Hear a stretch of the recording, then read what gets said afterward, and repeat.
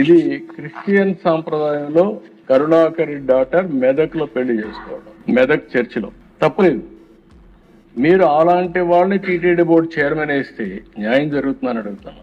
నేను మా అమ్మాయికి క్రిస్టియన్ మ్యారేజ్ జరిపినానని చంద్రబాబు నాయుడు గారు ఒక ఫోటో కూడా వేసినారు. చంద్రబాబు గారు, నా కూతురు పెళ్లిని నేను తిరుపతిలో అమ్మవారి గుడి తిరుచానూరు పరిధిలో 30,000 మంది అతిథులు రాగా అందులో ప్రధానమైనటువంటి వ్యక్తి మీ వియ్యంకుడైన లోకేష్ గారి మామైన బాలకృష్ణ గారు, నాకు ఆత్మీయుడిగా ఉన్నటువంటి వ్యక్తి.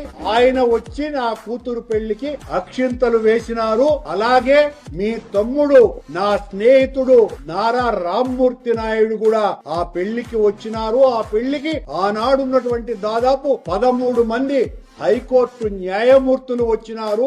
నేను నా కూతురు పెళ్లిని హిందూ సాంప్రదాయం ప్రకారమే చేసినానని ఆ దేవదేవుని సాక్షిగా ప్రమాణం చేస్తున్నా.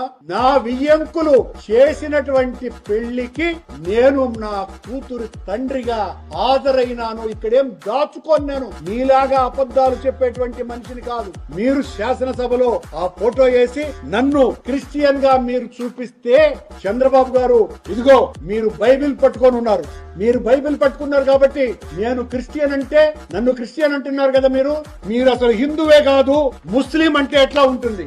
చంద్రబాబు గారు ఈ ఫోటోలను చూసి, మరి పవన్ కళ్యాణ్ గారు 3వ భార్య ఓ క్రిస్టియన్ కదా, మరి పవన్ కళ్యాణ్ గారు సనాతన ధర్మ పరిరక్షకుడిని పెద్ద హిందువునని చెప్పుకుంటున్నారే, మరి ఆయన క్రిస్టియన్ అనండి, మరి నన్ను ఎలా అంటారు క్రిస్టియన్ అని?